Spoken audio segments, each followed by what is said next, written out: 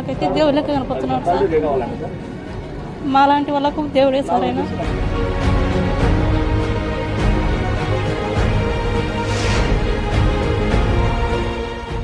పుట్టినరోజు నాకు మెసేజ్ ఏదో వచ్చింది, 33,000 మంది పైచీలకు 3 కోట్ల రూపాయల పైన పార్టీ ఫండ్ పంపించారు.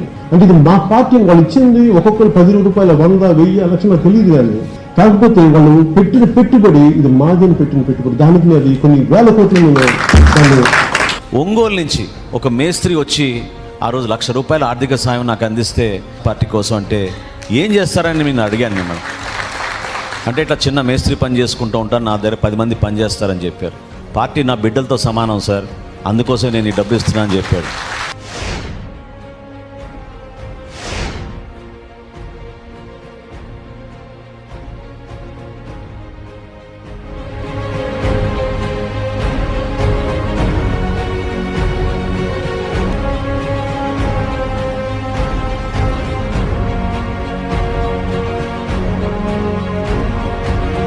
పాలనలో మార్పు కోసం, భవిష్యత్తుపై ఆశ కోసం ప్రయాణం చేస్తున్న జనసేన పార్టీకి అండగా నిలబడటం మనందరి బాధ్యత.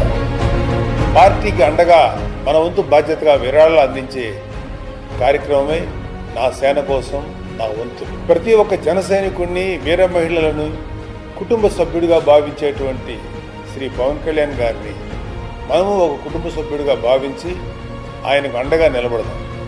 మన బిడ్డల భవిష్యత్తు కోసం మన పార్టీకి విరాళాలు ఇద్దాం.